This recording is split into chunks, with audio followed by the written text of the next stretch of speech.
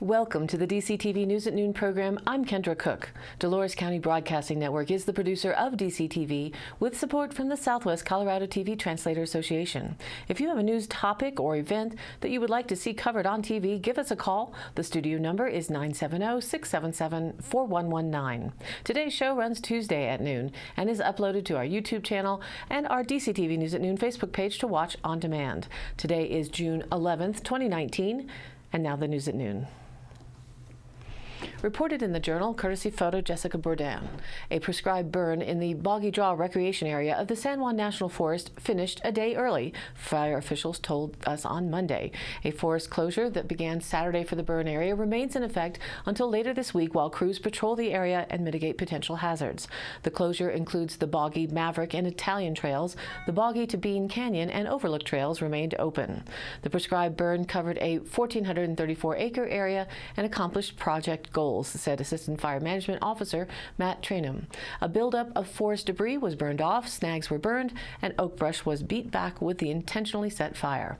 Quote, "We've completed ignitions and we are in patrol and monitor status," Trainum said. It was an excellent understory burn. High fuel moisture and rain kept the fire calm as it crept along the forest floor. There was some single tree torching, but no group tree torching. A crew of 51 fire personnel managed the burn. Crews patrolled the fire lines this week to mitigate any fire that may have slopped over and identified hazard trees near public areas that will be cut down. Once the area is reopened, smoldering will continue for 2 to 3 weeks, and there will be hazards off the trails in the burn area, such as stump holes and unstable trees. Stump holes result after a tree stump burns below ground, leaving a deceptive hole filled with ash. A plume of white smoke was visible Saturday, but dissipated on Sunday and Monday. Southwest winds kept heavy smoke away from Dove Creek and Dolores. The area was targeted for reintroduced fire because it had not seen fire in 30 years, creating built-up fuels. By reducing fuels, the area is less susceptible to a large catastrophic wildfire, Trainum said. The prescribed burn also improves public safety within the heavily forested Boggy Draw recreation area and acts as a fire break for nearby private property and the town of Dolores. Fire also opens the forest canopy, improving grazing for wildlife and cattle. Burned forest litter adds nutrients to the soil. If conditions warrant, prescribed burns are planned for 1,500 acres in the Plateau Creek area north of House Creek and for 3,000 acres in the Lake Canyon area on the Glade. The projects call for ignitions using helicopters with assistance from ground crews. Fire is a natural part of the forest ecosystem, and when conditions are right, we take advantage with a prescribed burn, Bourdain said. Reducing the fuel loads acts as a precaution for the next dry period when there is a higher risk for larger wildfire. And as the tourist season heats up, be aware of more traffic on the roads. And of course, it's now good motorcycle weather as well. And there are also more taters. The Trans-American Trail cross-country motorbikes and bicycles are also sharing the road, so be aware. A motorcycle accident was reported in the Durango Herald. A motorcyclist was critically injured last Friday night in the 900 block of Colorado Highway 3 south of downtown Durango. Durango resident Wilfred Albo, age 45, was traveling north on a white 2007 Harley-Davidson Sportster when the driver of a maroon 2016 Buick Enclave traveling south turned left, clipping the motorcycle, said Officer Ron Wasaki with the Durango Police Department. Durangoan Anita Wigton, age 66, was turning into the United Rentals driveway when she hit Albo, Wasaki said. Albo was thrown from the motorcycle after he was hit by the Buick. The motorcycle continued upright after Albo was thrown, veering right into the parking lot of a strip mall. The motorcycle crashed into a parked silver 2006 Subaru Outback. The Outback then hit a parked gray 2017 Honda CR-V, Wasaki said. A nurse from Salida, who was dining at the Highway 3 Roadhouse and Oyster Bar, administered CPR on Albo until medics arrived, said Chuck Norton, owner of the restaurant. Quote, "Just as she walked out the front, it happened," Norton said on Monday. "The guy was not breathing, and she gave CPR and got him back going until an EMT got here." Albo was taken to Mercy Regional Medical Center and then flown to St. Mary's Medical Center in Grand Junction for care. Wasaki said Albo was in critical condition as of Monday, according to Terry Kavanaugh, spokeswoman for St. Mary's. The crash is still under investigation, and Wigton has not been cited. No drugs or alcohol are suspected to be involved in the crash. The Subaru Outback had to be towed. The Honda was driven away, Wasaki said. Anyone who saw the crash or has more information about it can call Wasaki at 970-764-5372.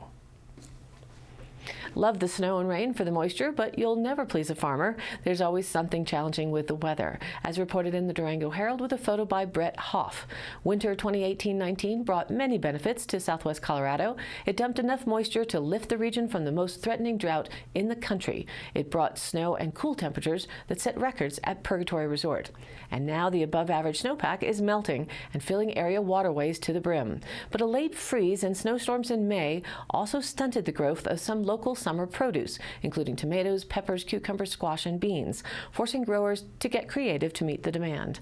Lucky for Jordan Myers, a grower at Summit Roots Farm in Dolores, he was prepared. About 2 years ago, Myers said he bought what he called caterpillar tunnels to protect his plants from the unpredictable weather. The tunnels are easy to install and cost about a quarter of what a typical greenhouse may cost. Each tunnel made of a translucent greenhouse plastic designed to capture energy from the sun to keep plants warm in cooler temperatures fits over the rows of the plants. I get to have food early and extend the season, he said. Sheila Payne, who grows with her son Jesse at Mocking Crow Farm near the bottom of Bonded Hill, uses something called a hoop house to help her summer produce thrive. A hoop house is something like a greenhouse, she said, but there's no climate control. It's a single layer of plastic that fits around a hoop that covers and protects the plants within. The space inside her hoop house is about 1/3 the area of her field space, so many of the crops she couldn't fit under the hoop house, like squash, beans, and sunflowers, didn't fare so well during the freeze. Quote, "The trick around here is season protection," she said. The winter wasn't a total bust for food producers, Payne said. Her spring crops, including mustard greens, collard greens, lettuce, and the like, did well. It didn't get too hot or too fast, and the moisture helped, she said. Perennial plants may have benefited from heavy snowpack too, Payne said. Perennial plants persist through growing seasons, often regrowing each spring from the same root system. Most flowers are perennial, and the benefit came when snow insulated the ground during the coldest part of the winter, protecting the root system from damagingly low temperatures. And for subsistence farmers, people with home gardens, quote, "This year fit the profile," said Clint Kearns, a certified master gardener. A normal growing season in La Plata County, for instance, is around 110 days. That can dip to around 90 days in a bad year and about 120 days in a good year, a relatively narrow range. "I always tell people, don't plant anything before May 31st, Kearns said. It froze at my house between Durango and Bayfield. On May 28th, it was 28 degrees for 5 hours. Although spring frost is not uncommon, freezing temperatures have been recorded as late as the second week of June. The National Weather Service is predicting a low chance of no cooler than 47 degrees for at least a week. Kearns said he's telling everyone to plan on a 90 to 100-day growing season, and the clock is ticking. And an update on the Dove Creek Community Garden, that all the plots and planters have been leased and the planting there has begun. So hopefully this first year there will be a great harvest to add to the Dolores County Farmers Market, which is also back up this year starting in July next to the Dove Creek Press Office on Main Street. And now let's take a look at what the weather report is showing for us locally. The current hazardous weather alert is in regard to the rising waters. Temperatures will increase this week to above normal, allowing the high elevation snowpack to melt at an accelerated rate starting today and extending into early next week. At this time, rivers across eastern Utah and western Colorado are not forecast to reach flood stage, but rather reach near to above bank full conditions, with minor flooding limited to low-lying areas. Much higher river flow leads to swift and unpredictable currents. Debris in the water could create numerous snags. Water temperatures will remain quite cold with the introduction of the snowmelt. So if you are recreating or working in or near high-flow waterways, use appropriate safety gear. Unstable banks along fast-moving waterways may quickly give way and should be avoided. Additional river information is available online at water.weather.gov. And as for our local 5-day outlook, today expect sunny skies with a high near 78 degrees. East-southeast winds 5 to 10 miles an hour, becoming northwest 10 to 15 miles an hour in the afternoon. Tonight, mostly clear with a low around 51. North-northwest winds remain light at 5 to 15 miles an hour. Wednesday, again, expect a sunny day near 81 degrees or more. Northeast winds remain at 5 to 10 miles an hour, becoming west-southwest by the afternoon. Then Wednesday night, mostly clear with a low around 54 degrees. West winds remain at 5 to 10 miles an hour.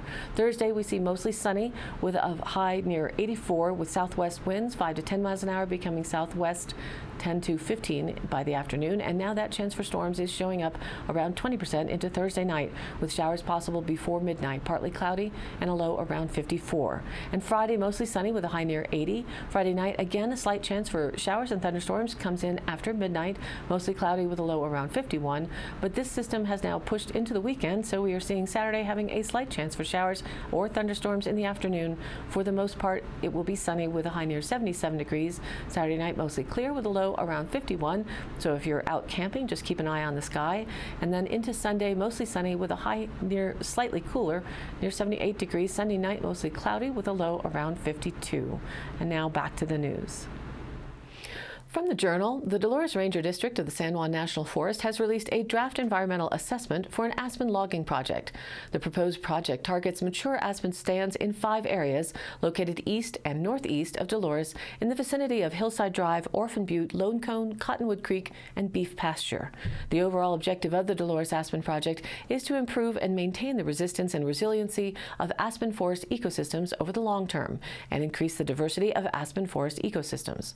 The proposal identifies a roughly 8,000-acre analysis area and proposes selective logging within mature aspen stands on 4,000 to 6,000 acres within the area.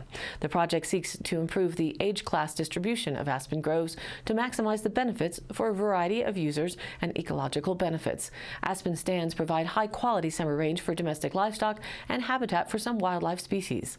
Aspen groves can serve as living fire breaks and are important for recreational and aesthetic reasons, according to the project's public scoping documents.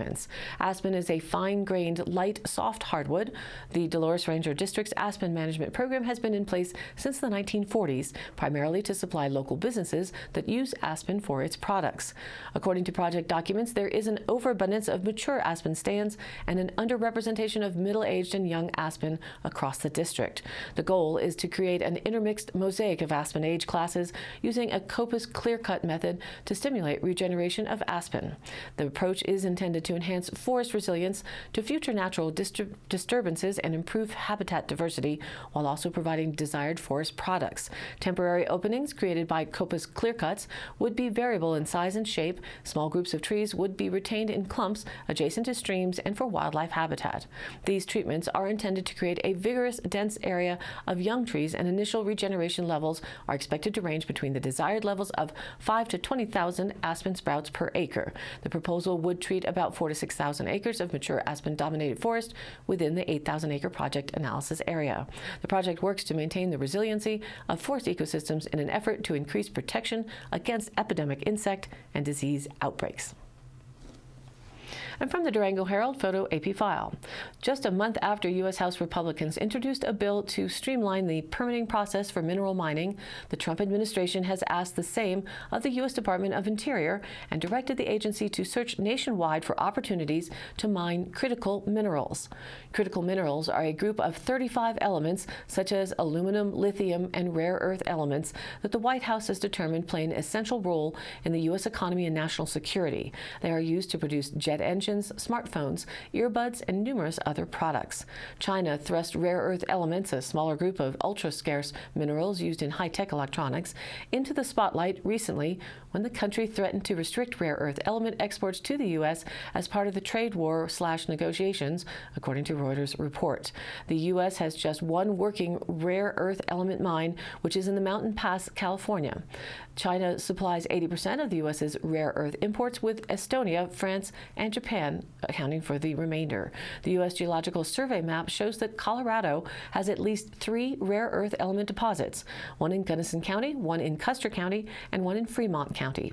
Representative Scott Tipton, Republican from Cortez, who co-sponsored the bill aiming to expedite the critical mining permitting process, voiced his support for the Trump administration's efforts in an email to the Durango Herald. Quote, "The administration is right to seek ways to reduce dependency on China, and I look forward to advancing policies that better support responsible domestic mining to ensure Americans are not unduly impacted by any potential long-term trade negotiations," he said.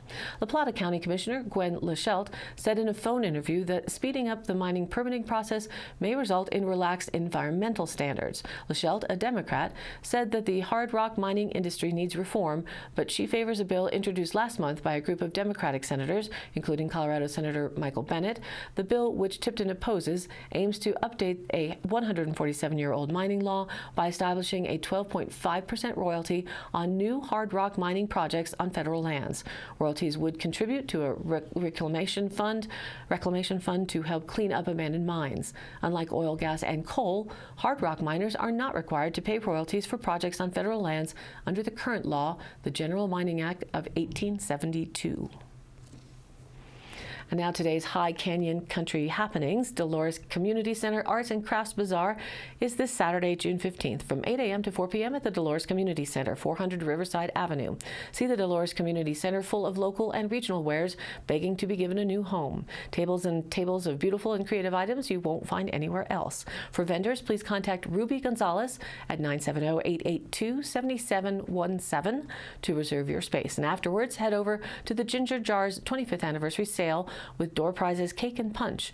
25 to 50% off selected items. That's located at 202 South 4th Street, just diagonal from the Dolores Community Center. And this Saturday, the June 15th, Heritage Day in Dove Creek has been canceled due to lack of participation. Wednesday, June 12th, the Four Corners Child Advocacy Center is hosting a brown bag lunch, recognizing and reporting child abuse presentation. It's an adult responsibility to protect children from all forms of abuse. Understanding how to recognize and report abuse helps prepare you to take action if necessary to protect a child. Teaching definitions and indicators of sexual abuse, physical abuse, emotional abuse, and neglect. This training also teaches you about the legal obligations. RSVP for this free training by going online to events.r20.constantcontact.com. And a reminder that tomorrow, Wednesday, Region 9 will be presenting information on economic development opportunities for Dove Creek and Dolores County at a breakfast being held at the DC Rack Haas.